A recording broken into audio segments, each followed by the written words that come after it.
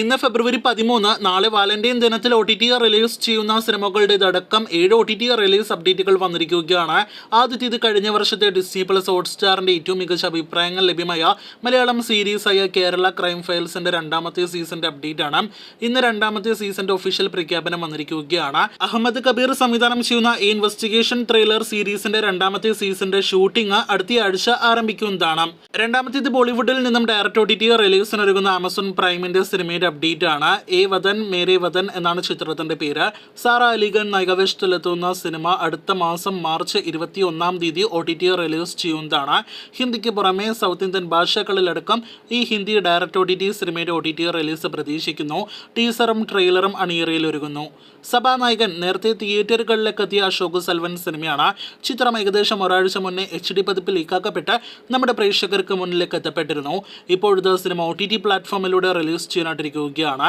നാളെ ഫെബ്രുവരി 14, അതായത് ഇന്ന് അർദ്ധരാത്രി 12 മണിയോടെ ഡിസ്നി പ്ലസ് ഹോട്ട്സ്റ്റാറിലൂടെ സിനിമ OTT റിലീസ് ചെയ്യും. തമിഴിന് പുറമെ മലയാളം, തെലുഗു, കന്നഡ, ഹിന്ദി ഭാഷകളിലെ സിനിമ OTT റിലീസ് ചെയ്യുമെന്ന് ഹോട്ട്സ്റ്റാർ തന്നെ ഇന്ന് അറിയിച്ചിട്ടുണ്ട്. കഴിഞ്ഞ വർഷത്തിലെ അവസാനത്തെ മലയാളം തിയേറ്റർ റിലീസാണ് ക്യൂൻ എലിസബത്തിന്റേത്. നരേൻ, ഒപ്പം തന്നെ മീര ജാസ്മിൻ എന്നിവർ പ്രധാന റോളുകളിലെത്തിയ സിനിമയും ഇന്ന് അർദ്ധരാത്രി 12 മണിയോടെ C5 OTT റിലീസ് ചെയ്യുകയാണ്. ഈ family comedy entertainer cinema Tamil, Malayalam ഭാഷകളിൽ കൂടി C5 OTT പ്ലാറ്റ്ഫോമിലൂടെ OTT റിലീസ് ചെയ്യുന്നതാണ്.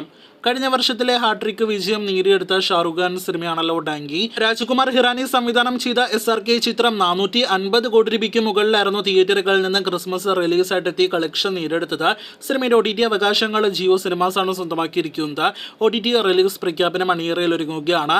മാർച്ച് 1 ജിയോ സിനിമാസ് OTT പ്ലാറ്റ്ഫോമിലൂടെ സിനിമ OTT റിലീസ് ചെയ്യുന്നതാണ്. ബോളിവുഡിൽ നിന്നും കഴിഞ്ഞ ആഴ്ച തിയേറ്ററുകളിലേക്ക് എത്തിയ സിനിമയാണ് തേരി ബാത്തോൻ മേ ഐസ ഉൽജാ ജിയ എന്ന സിനിമ. ചിത്രം തിയേറ്ററുകളിലെ മികച്ച അഭിപ്രായങ്ങൾ നേടിയെടുത്ത് ഇപ്പോഴത്തെ 50 കോടി രൂപയ്ക്ക് മുകളിലെ കളക്ഷൻ നേടിയെടുത്തിരിക്കുകയാണ്. ഈ ഹിന്ദി സിനിമയുടെയും OTT അവകാശങ്ങൾ ജിയോ സിനിമാസാണ് സ്വന്തമാക്കിയിരിക്കുന്നത്. ഡങ്കിക്ക് ശേഷം ജിയോയിലൂടെ വരാനിരിക്കുന്ന അടുത്ത ഹിന്ദി സിനിമ കൂടിയ തേരി ബാത്തോൻ മേ ഐസ ഉൽജാ ജിയ എന്ന സിനിമ ഏപ്രിൽ മാസം അവസാനത്തോടെ OTT റിലീസ് ചെയ്യുമെന്നാണ് നിലവിൽ പ്രതീക്ഷിക്കുന്നത്. വീഡിയോയിലെ അവസാനത്തെ OTT അപ്ഡേറ്റ് നിങ്ങളിൽ കൂടുതൽ പ്രേക്ഷകർക്കും അറിയാൻ താല്പര്യമുള്ള പ്രേമലു എന്ന സിനിമയെക്കുറിച്ചാണ്. നെസ്ലൻ മമിത കോംബോയുടെ തിയേറ്ററുകളിലേക്ക് എത്തി വലിയ വിജയത്തിലേക്ക് കുതിക്കുന്ന പ്രേമലു വമ്പൻ കളക്ഷൻ നേടിയെടുത്തുകൊണ്ടിരിക്കുകയാണല്ലോ. OTT അപ്ഡേറ്റിലേക്ക് വരികയാണെങ്കിൽ നിലവിൽ ഒരു OTT പ്ലാറ്റ്ഫോമും ഫൈനലായിട്ട് സിനിമ സ്വന്തമാക്കിയില്ല എന്നറിയാനായിട്ട് കഴിയുന്നു. OTT ഡിസ്കഷൻസ് നടക്കുകയാണ്. നമുക്ക് ലഭ്യമായ റിപ്പോർട്ടുകൾ പ്രകാരം കൂടുതൽ സിനിമ എടുക്കാനായിട്ട് സാധ്യത ഡിസ്നി പ്ലസ് ഹോട്ട്സ്റ്റാർ തന്നെയാണ്.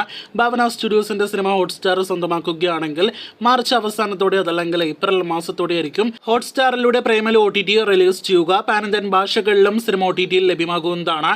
അപ്പോൾ കാത്തിരിക്കൂ കൂടുതൽ ഇതുപോലുള്ള OTT റിലീസ് അപ്ഡേറ്റുകൾക്കായി.